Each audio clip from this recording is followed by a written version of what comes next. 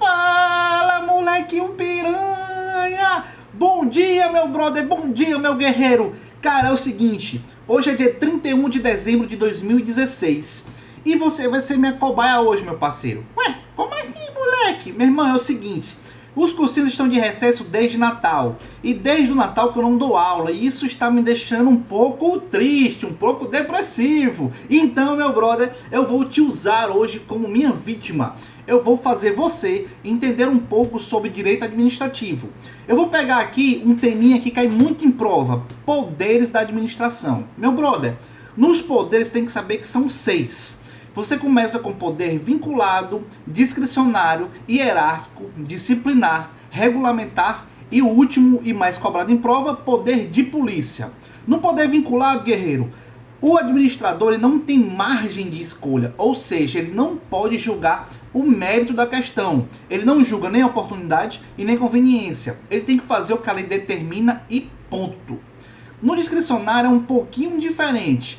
Claro que o administrador tem que fazer o que a lei manda, mas nesse caso ele tem um poder, ele tem o julgamento do mérito. Ou seja, ele pode balancear entre a oportunidade e a conveniência para poder aplicar o poder discricionário. Um outro poder é o poder disciplinar. O que é esse poder? É um poder que a administração pública tem para punir os seus administrados. É um poder punitivo, meu brother. Só que, em regra, ela vai punir os seus administrados. Ou seja, é a administração cortando a própria carne. Mas tem a exceção, e claro, óbvio, que o CESP e as bancas adoram cobrar essa exceção. Porque passa despercebido. Presta atenção. O poder disciplinar em regra é para a administração pública, mas tem uma exceção, brother. O particular que tiver um vínculo direto com a administração pública, ele também sofre o poder disciplinar. Aí, para não ficar muito vago, eu vou te dar 2 exemplos que é o que cai em prova. O permissionário e o concessionário. Eles são disciplinados pelo poder disciplinar, tranquilo? Apesar de ser particular, eles se submetem a esse poder disciplinar. Um outro poder é o poder hierárquico. No poder hierárquico, meu brother, você tem que ter 3 palavras na sua cabeça para você identificar que a questão está falando sobre poder hierárquico. Primeiro, tem que ter subordinado. Se é hierárquico, tem que ter o subordinado. Segundo e terceiro, tem que ter a palavra delegação e avocação. Aí vem os detalhes. Na delegação é o seguinte: sou eu, por exemplo, um delegado de polícia. E eu tenho um escrivão ou um agente. Eu vou delegar a ele uma competência minha que não seja exclusiva, tem que ser uma competência privativa. Eu vou passar para ele, ou seja, eu vou delegar para ele essa competência, essa atribuição temporariamente, para que ele exerça. A avocação é o inverso. É eu, delegado de polícia, vou avocar, vou chamar para mim, por exemplo, a função, a atribuição de um escrivão de digitar sobre o inquérito policial. Vamos supor que o escrivão esteja com uma dificuldade de escrever, um problema, uma dor na mão, e eu, como delegado, eu avoco para mim esse poder, essa atribuição que ele teria sobre estar digitalizando o inquérito policial, e eu mesmo, delegado, o faço.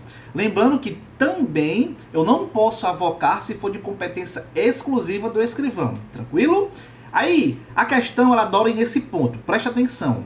Existem 3 coisas que não podem ser delegadas de forma alguma, não se delega. A primeira dela, cara, é competência exclusiva. Tudo que você vê que for competência exclusiva, você não pode delegar. Aí eu vou te dar um exemplo bem simples.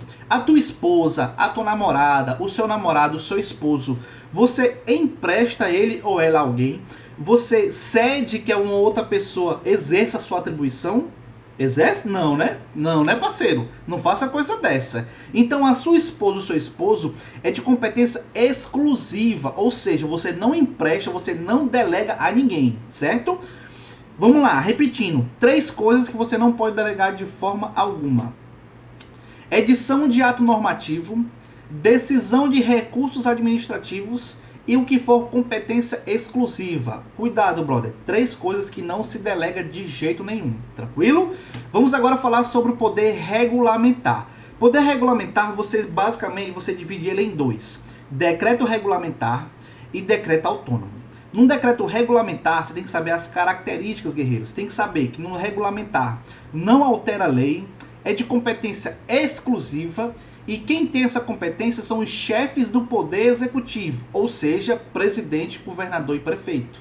E é a regra.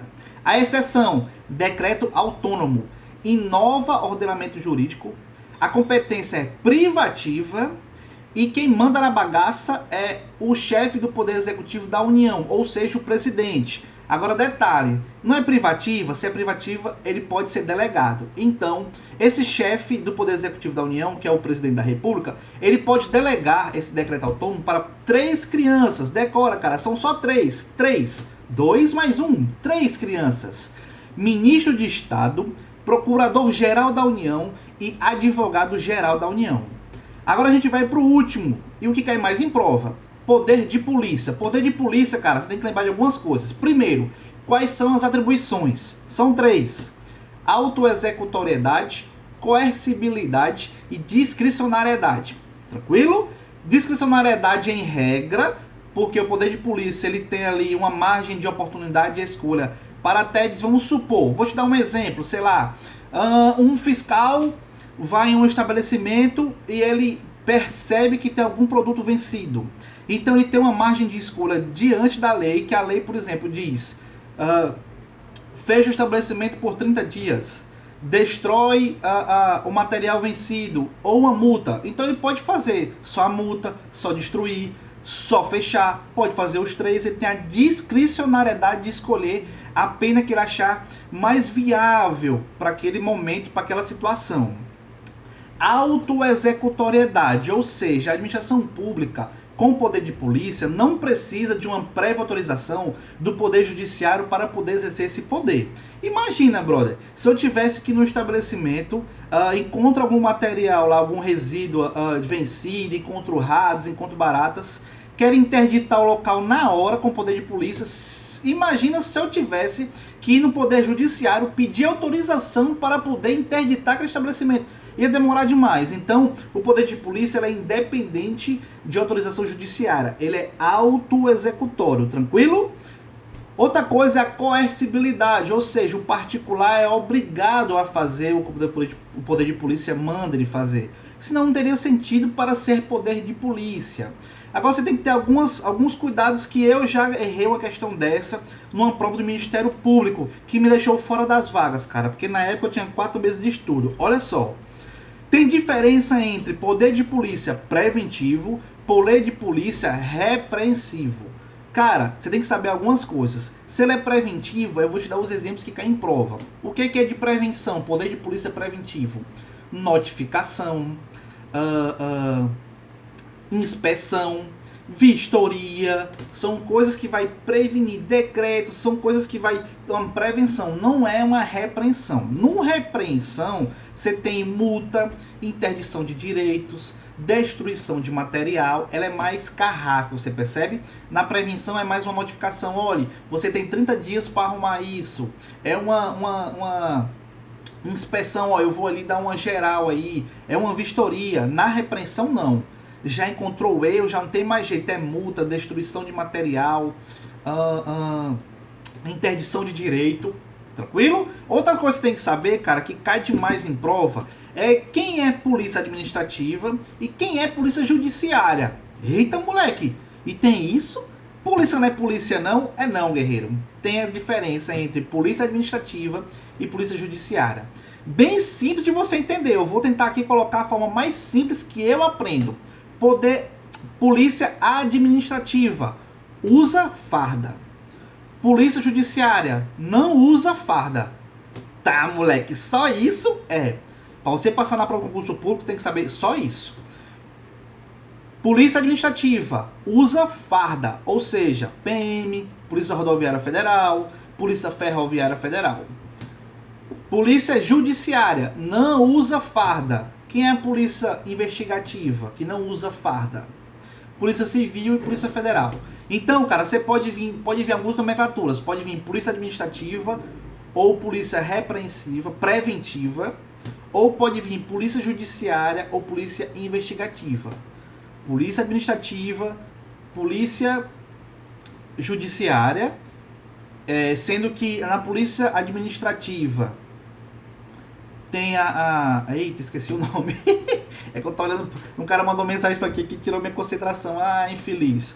Polícia administrativa é uma polícia preventiva. Polícia judiciária é uma polícia investigativa. Então tem farda, não tem farda. E por último, que são os abuso de poder. Tem 3, cara. Cai demais em prova, hein? Tem desvio de abuso, excesso no abuso e omissão no abuso. Num desvio, cara, é quando o administrador, o agente, o cara que vai lá interferir, ele fica fora da sua finalidade. É desvio de finalidade, ele fica fora. Vamos supor, a finalidade tem que ser pública. Então ele faz a finalidade dele, particular. Ele está dentro dos limites, ele está dentro da lei, mas ele está fora da sua finalidade. Então é desvio de finalidade. O excesso, cara, é quando ele está fora dos limites. Ele ultrapassou o limite da lei, ele ultrapassou o limite que a lei autoriza ele a fazer alguma coisa.